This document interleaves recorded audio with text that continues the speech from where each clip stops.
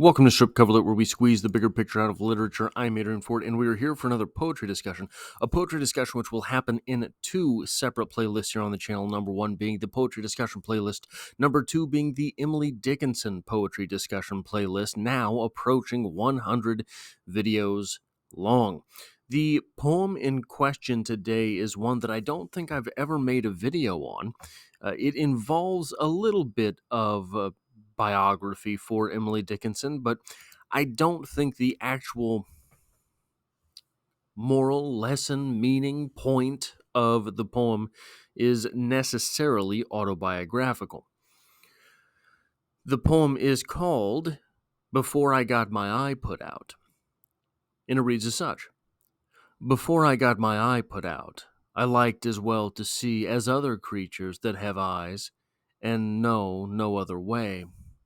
But were it told to me today that I might have the sky for mine, I tell you that my heart would split for size of me. The meadows, mine, the mountains, mine, all forests, stintless stars, as much of noon as I could take between my finite eyes. The motions of the dipping birds, the morning's amber road, for mine to look at when I liked, the news would strike me dead. So safer guess with just my soul upon the window pane, where other creatures put their eye, incautious of the sun. Now, Emily Dickinson never lost an eye, though it is said that she had terrible, uh, not day blindness, but sensitivity to the light. And that would be awful, right? Especially, I think it was late onset. She was in her 20s or 30s, I think, when it happened to her. So she would have lived her entire life kind of going about things normally, and then one day, all of a sudden, the light hurts her. To what extent, we don't really know, but certainly at some points she had to withdraw. It made it difficult for her to read, and judging by the worlds inside of her poetry, reading is something that must have been precious to her. And certainly, if it is difficult to read, it is difficult to write. And 1,775 poems later, Emily Dickinson did not stop writing. But here's what I want to talk about with this poem. It's called, by its first line here, Before I Got My Eye Put Out. But does it need to be so literal? I don't think so. I think this is just what we do as humans. We take what we have for granted. Maybe the most obvious, maybe the most played out scenario for this is a relationship. You lose someone with whom you were in a relationship, and you start thinking all of these things. If I had her back, I would do X, Y, and Z. I would always buy the flowers. I would always remember the birthday. I would always X, Y, and Z. Probably you wouldn't. Our speaker here, were it told to me today that I might have the sky for mine, I tell you that my heart would split for size of me. Is that true?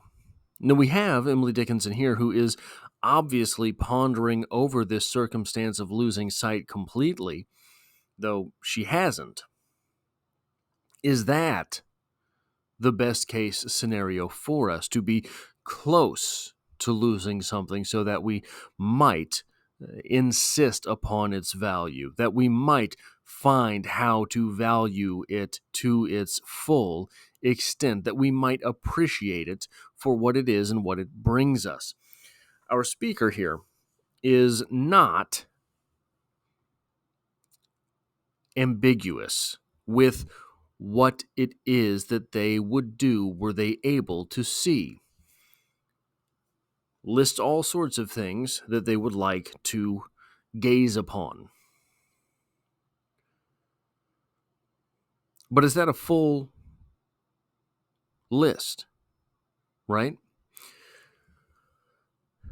What we might notice from this poem, which is different than the normal things that we associate with this feeling, losing a loved one or breaking up or whatever it is. All of a sudden you used to play football, now you can't, right? All of these things. It's easy to fantasize about extracurricular things that you would bring to the table. I would go out of my way and write my baby poetry if I had her back.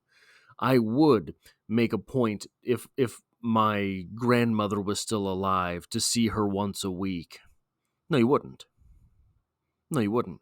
Our speaker here is not necessarily doing that, though. Our speaker here is stopping at the appreciation itself.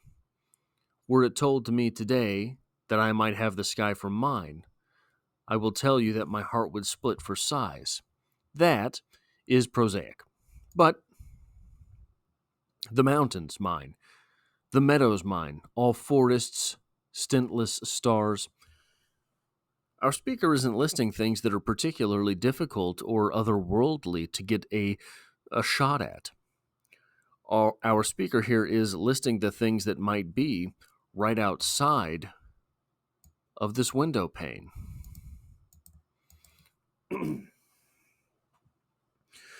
But our speaker here also lists something that would maybe tell us what was the problem, what was the root of things. Where other creatures put their eye incautious of the sun. Your mother used to tell you not to look into the sun, didn't she? If not, she's not much of a mother.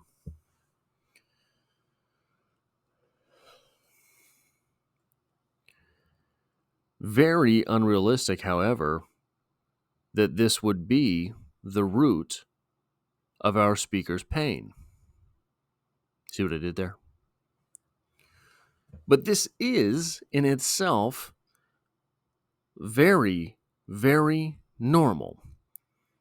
This is, so perhaps this poem is just about Emily Dickinson's vision and wondering what would happen if it kept going, if her vision kept being more painful, if her vision kept leaving her, if it progressed past what it is. But maybe this is all a metaphor. It grafts very easily onto other things that we have lost, and our speaker does this same thing that we always do when we lose something. We say what we would do if we had it back. But it ends in a very precarious position, this poem does, where other creatures put their eye incautious of the sun. Did our speaker look into the sun and lose her vision? It is unlikely. It is unlikely. But we do this, don't we? When we lose something, we find a way to blame ourselves.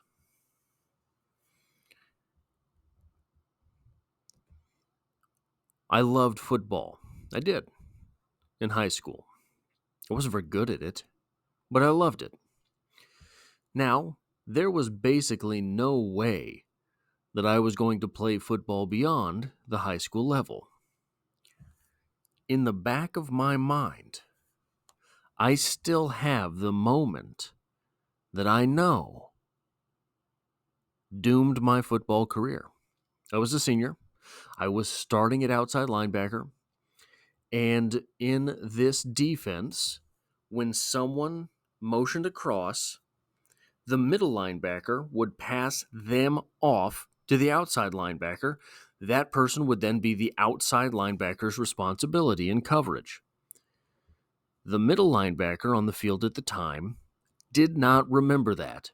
So, once that player motioned across the field, he crossed my face and stayed with that person man to man as opposed to passing him off to me. I tried to communicate. It did not go well. He did not hear me, did not listen to me. So I stepped into the middle linebacker's role and was fixing to pick up those responsibilities. Coach blew the whistle, threw a fit. You're not supposed to do that, Fort. That is your man once he passes you. Now, I knew that. I did know that. I tried to communicate it, and instead just went to pick up the other guy's responsibilities. Apparently, wrong thing to do, right? In the back of my mind, I still have that moment. Is that really the moment? Probably not. I was not going to be good at football magically my senior year in high school. Probably there are a million reasons why I would not have started. But in my mind, I have this moment in Cautious of the Sun. In my mind, I have this moment where I looked into the sun and lost my sight. How many things in our lives that don't work out do we take that moment with us?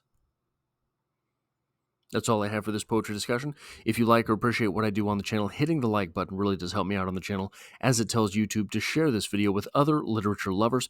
And if you find yourself here by chance but not design, consider hitting the subscribe button to stick around for more literature. There is poetry every Monday, and I'm doing currently a read-along for Dubliners by James Joyce, a read-along for Ernest Hemingway's Fincavigia edition, all of his short stories, a read-along for Sylvia Plath's poems, and a read-along of the newest Stephen King book. So, hope to have you back for those videos.